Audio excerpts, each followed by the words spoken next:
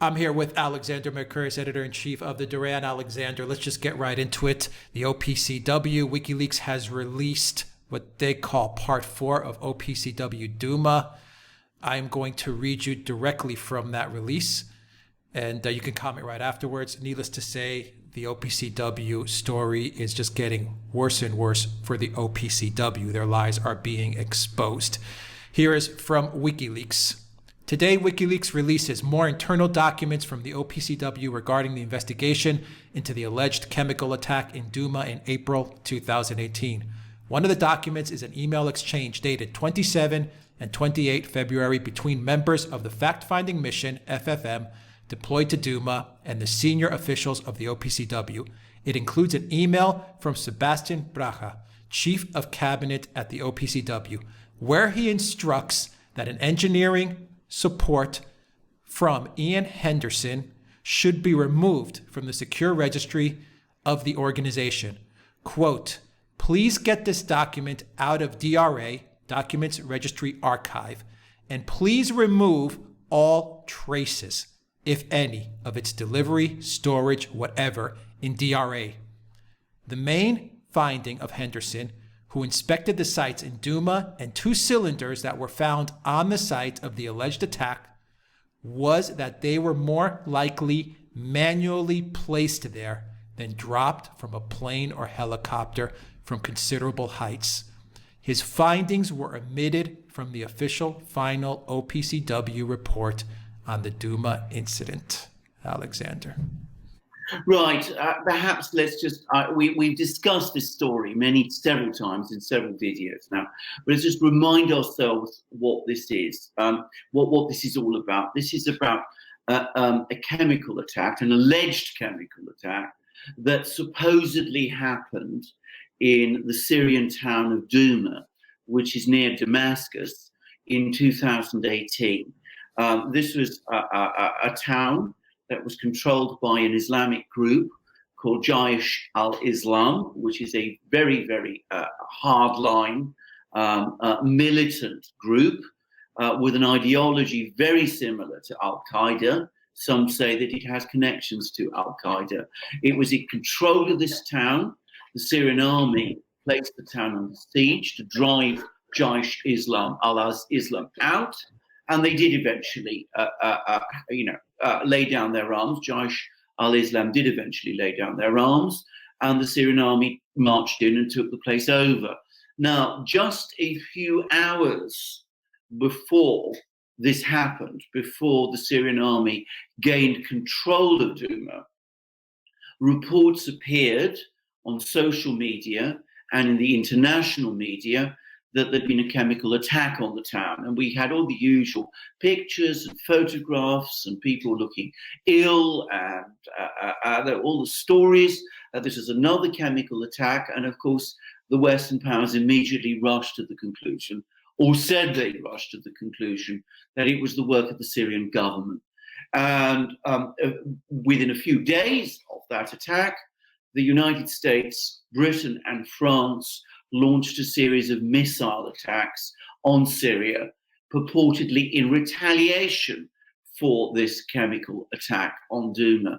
Now, what then happened after furious exchanges between the Russians and the Western powers on the Security Council, the UN Security Council, between the Russian ambassador there, Mr. Nebenzia, and the US, was that eventually the OPCW was prevailed upon to send inspectors to Douma to find out what happened. This was after not just the alleged chemical attack itself, but after the US, British, French missile attack. And of course, what happened was that these inspectors then delivered their findings to OPCW headquarters in Vienna. Several months passed. A first report was published by the OPCW, which admitted that there'd been no sarin. Sarin is this deadly chemical that the Syrian military is alleged to have used in earlier attacks in Syria. They found no sarin traces there. but that they did find traces of chlorine. And then several months later, a final report appeared which said that, in fact, there had been a chlorine attack on Douma. Now, in other words, that there had been a chemical attack on Douma, chemical weapons attack on Douma, and that it had been a chlorine attack, an attack with chlorine, and that these traces of chlorine were attributable to that attack, and that the chlorine came from 2 canisters, which the report said had been airdropped. The point about them being airdropped is that the only country, the only participant in this battle with an air force is the Syrian Air Force. So saying that these canisters were airdropped essentially linked the chemical attack to the Syrian army, the Syrian military, as the US and Britain and France had alleged. Now, what has happened is that over the last few months, that story has absolutely crumbled. And we've heard first, we got a leak of a report by an on-site inspector working for the OPCW, an engineer, a Mr. Ian Henderson, who went to Douma and inspected the canisters and provided a clear report in which he said that the canisters, obviously, it was very difficult to see how the canisters could have been in the position that they were in if they had in fact been airdropped. Almost certainly they had been placed there manually. Now, it was a manual placement of these canisters clearly points to a fabricated incident. In other words, to an incident that was made to look like a chemical attack, but which wasn't actually a chemical attack at all. And then we've had a string of other leaks from the OPCW, which has made it now fairly clear that it wasn't just Mr. Henderson who was unhappy and who was contradicting the information that the OPCW Secretariat was insisting upon, that there'd been a chemical weapons attack, that it had come from the canisters, that the canisters had been dropped by aircraft. It turns out that lots of other inspectors were extremely unhappy, both with the final report and with an interim report that the OPCW prepared, and also with an interim draft report that the OPCW prepared, that an original report prepared by the inspectors cast grave doubts on the entire incident, and that in fact the toxicologists who were part of this part of the inspection team disputed whether there'd been any kind of chlorine attack at all, and they said that the symptoms that the supposed victims had experienced were just not consistent with chlorine poisoning. This is now something that has also come out.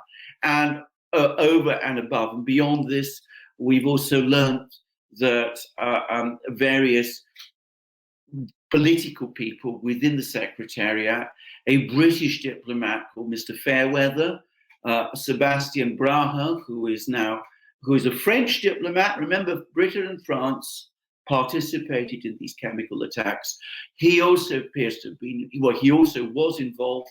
And it turns out that at one point, the inspectors were lectured by unnamed American officials who'd insisted to them that there was, in fact, a chemical attack, even though the inspectors disputed that there was. So what we now have is a further leak via WikiLeaks of internal OPCW documents, and these point the finger directly at Sebastian Brahe. This is this French diplomat with a very senior position within the OPCW, and it turns out that what he was up to was that he was trying to suppress, he was trying to destroy, in fact, all trace of this report prepared by Ian Henderson, which said that these canisters from which the chlorine allegedly came from, that these canisters were not dropped by aircraft, but that they were manually positioned on the ground by, presumably, the Jaish al-Islam or other jihadi groups who were in control of Douma at the time. So we have a situation where the inspection team is saying one thing, the officials at the OPCW headquarters in Vienna are publishing completely contrary findings, contrary to those that the inspectors provided, and that the officials apparently are trying to suppress the information that was coming from the inspectors. So I'm afraid total distortion of the actual findings and a cover-up. There's no other word for it to conceal the fact. A cover-up that goes to the extent of destroying the information from the inspectors that contradicts what is now the official story. I mean, it cannot get more serious than this. It really can't. One wonders how much more we're going to discover. But already, it seems to me, we're looking at an organization in deep crisis. You took the words right out of my mouth. This is the definition of a cover-up. Remove this information from the documents so that the picture presented to the people, to the world, to be pushed out by the mainstream media was to go to war in Syria, to attack Syria because Assad once again gassed his people. That was the narrative that they were trying to push. The OPCW tried to push us to all-out war. You cannot describe it any other way. You have, once again, Wikileaks doing great work. Assange is rotting in prison in the UK right now, but Wikileaks, once again, shows us the truth. The OPCW was also involved in the Skripal case, amongst many other investigations that they did. I think now the Skripal case is completely called into question as well. And there's another part of this release from Wikileaks, Alexander, and I'm going to read you another document that shows more manipulation on the part of the OPCW. And I'm pulling this from Al Masdar News, which is citing the Wikileaks press release. Here it is. Another document released today is minutes from a meeting on the 6th of June, 2018, where 4 staff members of the OPCW had discussions with 3 toxicologists, clinical pharmacologists, 1 bioanalytical and toxicological chemist, all specialists in chemical weapons, according to the minutes. The purpose of this meeting was twofold. The first objective was to, quote, solicit expert advice on the value of exhuming suspected victims of the alleged chemical attack in Douma on 7 April 2018, end quote. According to the minutes, the OPCW team was advised by the experts that there would be little use in conducting exhumations. The second point was to, quote, elicit expert opinions from the forensic toxicologists regarding the observed and reported symptoms of the alleged victims, end quote. More specifically, quote, whether the symptoms observed in victims were consistent with exposure to chlorine or other reactive chlorine gas, end quote. According to the minutes leaked today, quote, with respect to the consistency of the observed and reported symptoms of the alleged victims with possible exposure to chlorine gas or similar, the experts were conclusive in their statements that there was no correlation between symptoms and chlorine exposure, end quote. The OPCW team members wrote that the key takeaway message from the meeting was, and I quote, that the symptoms observed were inconsistent with exposure to chlorine and no other obvious candidate chemical causing the symptoms could be identified, end quote. Well, you have it there again. I mean, the experts are saying one thing, which is that this story, this Douma story of a chemical attack with chlorine makes absolutely no sense. And the secretariat, the officials, are refusing to accept this. And rather than publish the fact that these experts are saying one thing, they're going along with a story which we now can say, I think that there is no real question about this, a story that simply cannot be true. There was clearly no chlorine attack in Douma.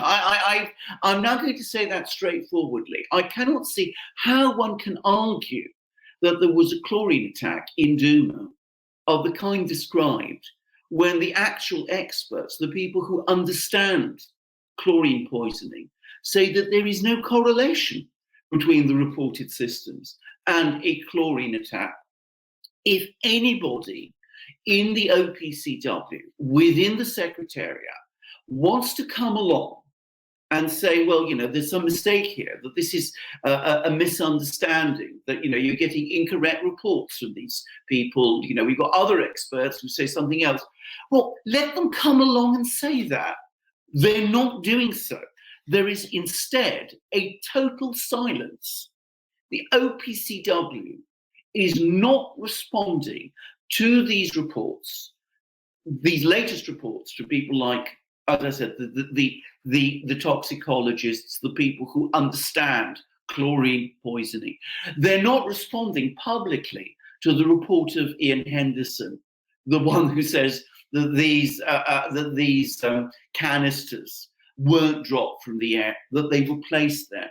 They're not responding to reports that OPCW inspectors were incredibly unhappy with the reports and felt that the amount of chlorine traces that they discovered were typical of what you would expect in an urban environment and were not consistent with usage of chlorine as a chemical weapon in Douma.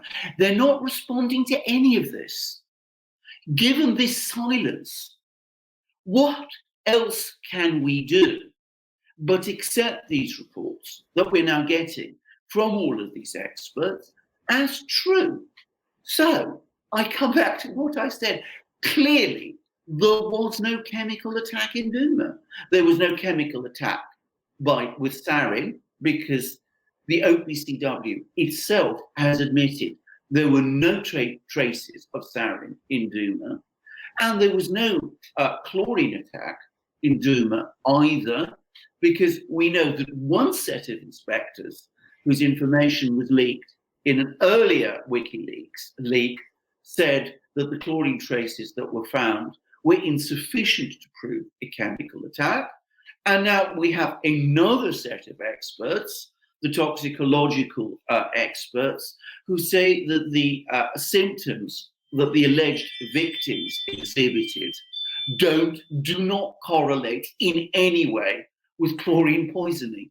So there was no chemical attack of any kind in Douma at all.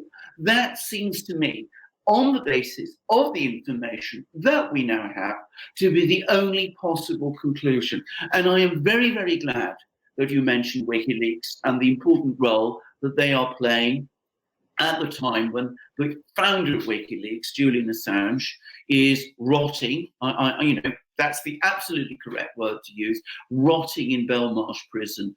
Note the complete silence of the mainstream media in discussing these leaks. In Britain, they are barely being reported at all. Only one journalist, Peter Hitchens of the Mail on Sunday, has been able to get out the story in a mainstream newspaper, which is the Mail on Sunday.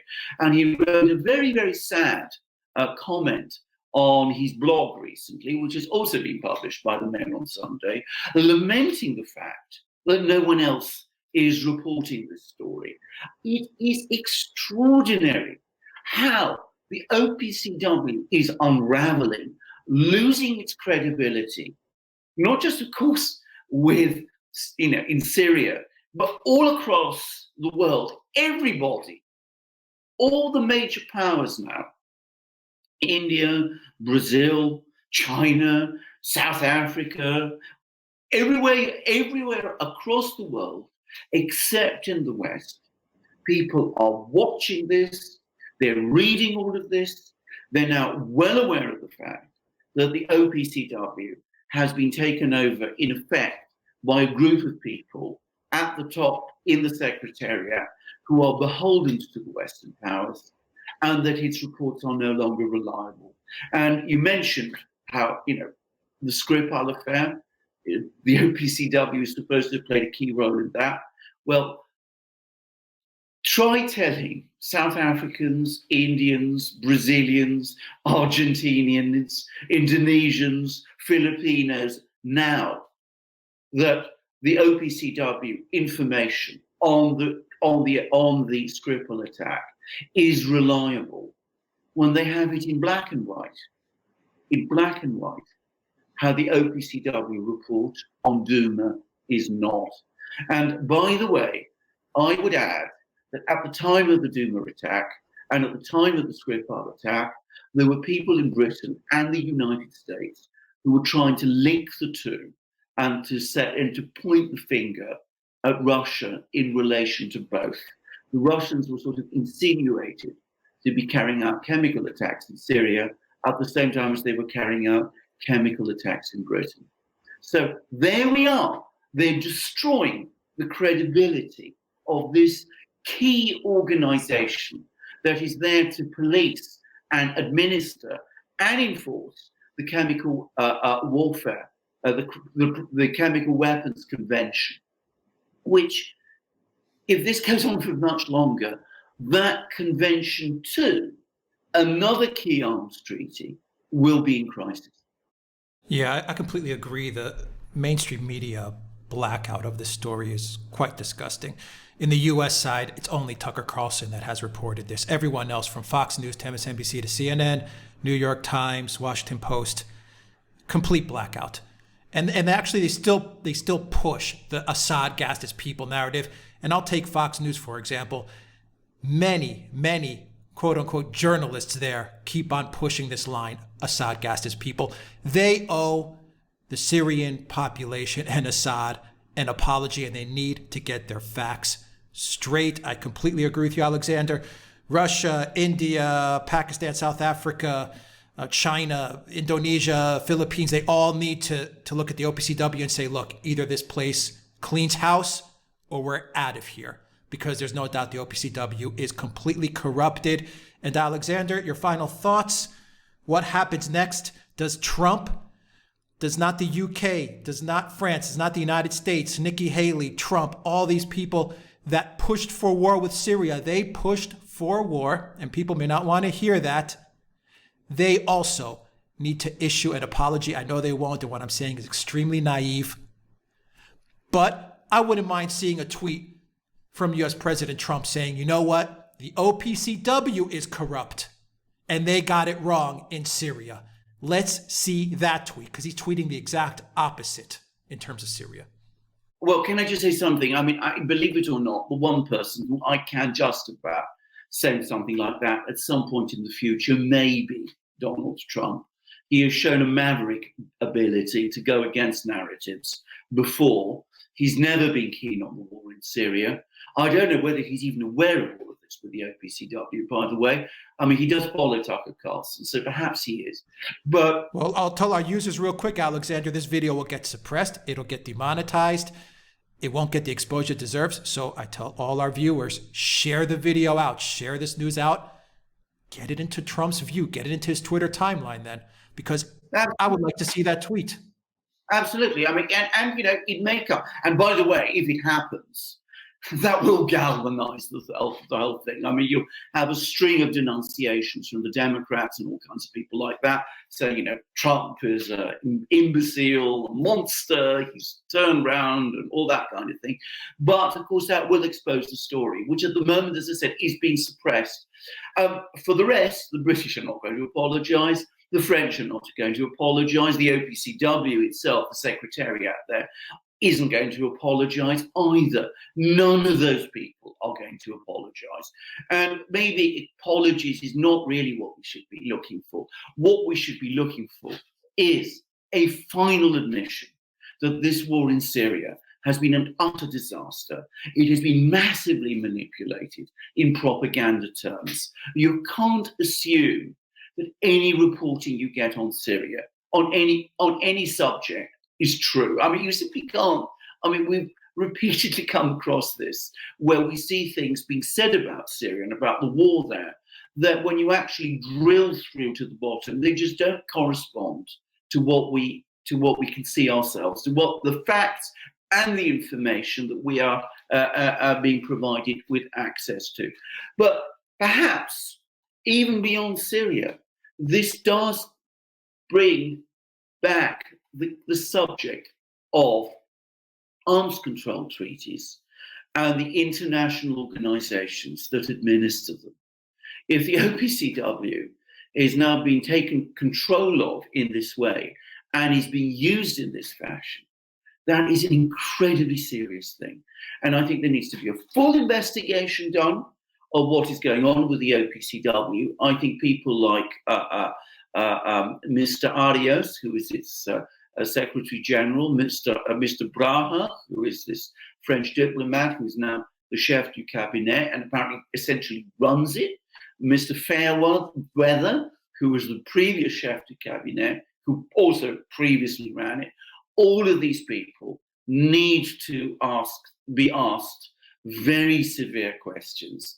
And we really need to clean this organization out so that it can work properly and transparently. All this secrecy is unnecessary. We need to have full reports. When we have reports, we need to see all the dissident opinions. We need to have all the information provided so that people can form their views. We can't have a situation where only one side of the story is being presented. And I come back to what I said, based on the information which has been provided now, up to now, that story which is being provided, the official one, is a false one.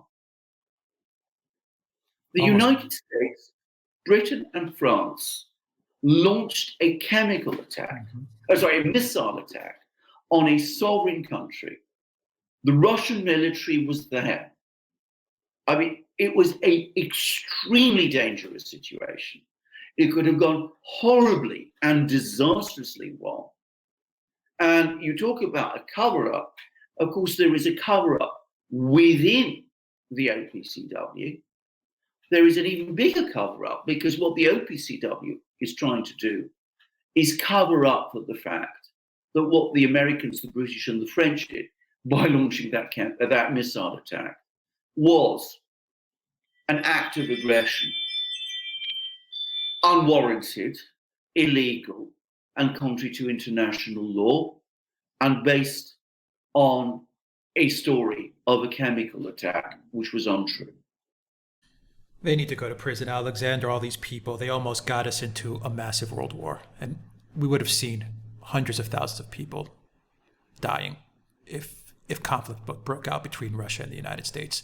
And that's how close we were. That's how close we were.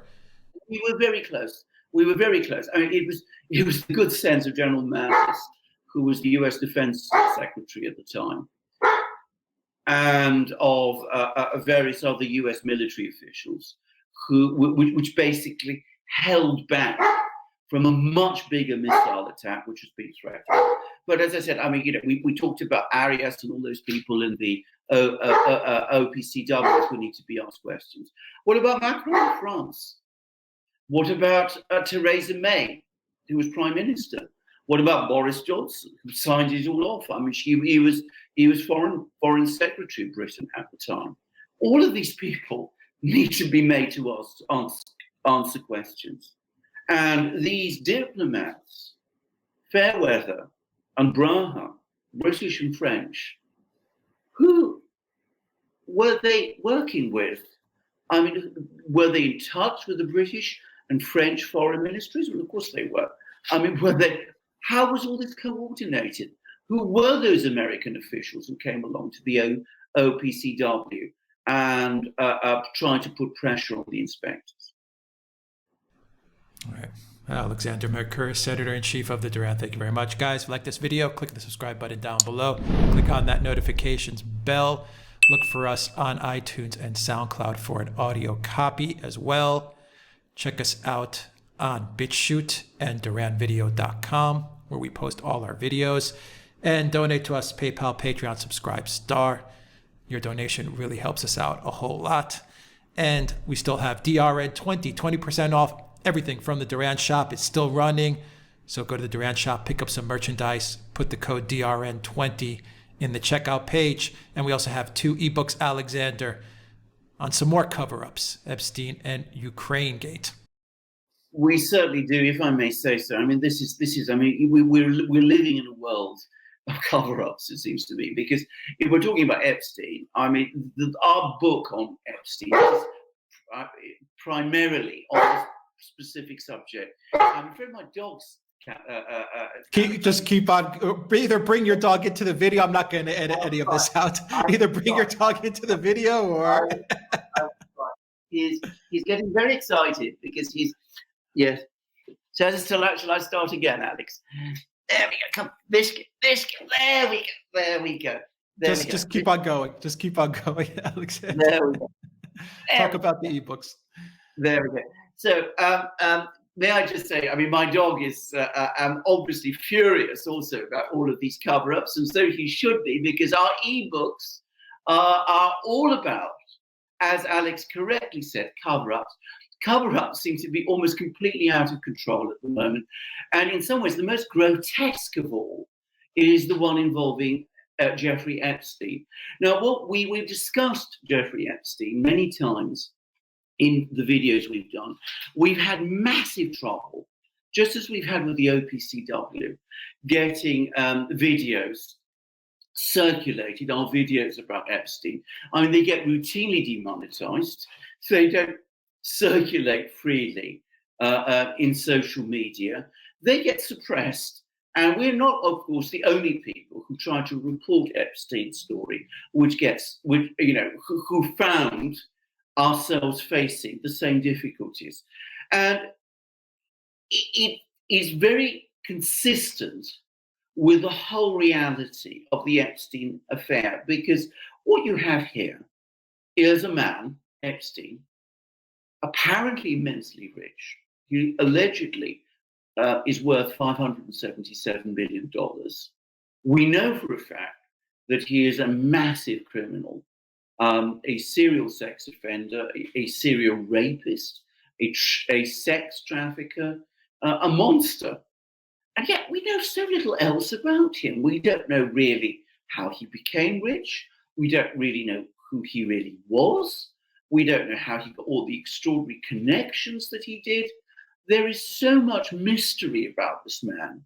And we also find out that all kinds of other people, powerful people, people like Bill Clinton, Alan Dershowitz, Prince Andrew, and of course, Ghislaine Maxwell, his alleged accomplice, all of these people were somehow connected to him. And again, no real explanation has ever been provided of how this man, who came somehow out of nowhere, was able to acquire all of these connections. And of course, he didn't just acquire those connections. He was able to carry out his crimes in clear view. I mean, he barely concealed from anybody what he was doing, which is why when the FBI finally took the case against him seriously, the whole Epstein thing tumbled like a house of cards. But even then, even after Epstein's arrest, we've know incredibly little. We don't know anything about the way the investigations are going. There's all these unanswered questions about how he came to die, whether he was murdered, whether he committed suicide. All these speculations are out there, but very, very few answers. So our book, our ebook, puts together all of these various questions and mysteries and discussions that have been about Epstein, and in some ways, even more than Epstein himself, even more than more important than the crimes that he committed, incredibly serious though those were. There are these unanswered questions and the cover-up, if you like, which is even more important. Now, as for Ukraine Gate, well, that is, in my opinion, not just a cover-up, but a cover-up of multiple things. Firstly, it's a cover-up of the failure of Russiagate. I mean, you had the whole attempt to impeach Donald Trump on the basis of a completely bogus story that he was an agent of the Russians. And that story, that original Russiagate story, I am convinced, and I always have been convinced, that one of the reasons that was peddled to the extent that it was in order to cover up the fact that during the 2016 presidential election campaign, the FBI and the rest of the US intelligence community were undertaking surveillance of Donald Trump's campaign, quite probably, on behalf of the Democrats. So, I mean, that is an enormous cover-up in itself. Russiagate collapsed, so now they've looked for another thing, which is Ukrainegate, to try to divert attention away from Russiagate. And of course, Ukrainegate isn't just a cover-up of that, because we have all this extraordinary mysteries and stories now coming out of Ukraine itself. We learn about what all kinds of people, Hunter Biden is only one of them, Devon Archer, all these extraordinary American officials, sons of American officials, sons of American politicians. They were all going to Ukraine. They were doing all kinds of things there. They were being paid vast amounts of money for doing those things. We don't quite know what those things were yet. We don't seem to get a true sense of all the things that were going on in Ukraine. But the sense we get is that it was on a huge scale and that it was very serious. So you get Ukrainegate is a cover-up, not just of Russiagate, but of all of those things that were going on as well. And as we try to explain in our videos, which are transcribed in our book, and in fact in our book, Ukrainegate itself is a completely flimsy, phony story. I mean, if Russiagate was invisible, Ukrainegate isn't just invisible, it's just nonsensical. There is nothing there at all to pin on Donald Trump. I've seen some people say, that Donald Trump didn't do things perfectly right. I disagree. I don't find that there is any evidence of wrongdoing in any of the interactions Donald Trump or his officials had with the Ukrainians at all. So those are our two ebooks. Please go to our shop. You can find them there. You will learn an awful lot from them. You will also, of course, DRN20. DRN20 being our discount code. It covers the books. It covers all the other great things that we have on our shop. It covers our famous magic mugs, of which Alex, I think, is drinking from one at the moment. I have mine misplaced at the moment here in France, where I am on skiing holiday. And of course, we have, as you can see, we have our wonderful Duran shirts. I'm wearing my long sleeve one because it's sub-zero temperatures outside, as it should be in an alpine mountain resort, which is where I am. So we have our mugs, we have our shirts, our wonderful 100% cotton shirts. But I'm going to emphasize today our books, our two ebooks, which I think you will find very enlightening. And as I said, we've had the cover-up with the OPCW. We've had a massive cover-up with Epstein. We've got a cover-up with Ukrainegate too. So DRN20 is the discount code. As Alex said, that discount campaign is still running. Come to our shop, buy those books, learn all those things, buy all our other great products, help the Duran, help yourself, buy your friends presents. Alex will tell you how to do it. I'll put a link for those books. I'll pin the link for those books in the comments section. Your dog is saying it's time to go. All right, Alexander Mercouris in France. Everyone take care. Have a great day. Just get him up there. There we go. There we go. You just pulled her up by the hair. There we go. So, all right. I'm sorry. He's very, very cross at the moment about all the back going on. Yeah, okay. Upset about the OPCW. All right. Take care, everybody. Take care. Bye. Bye.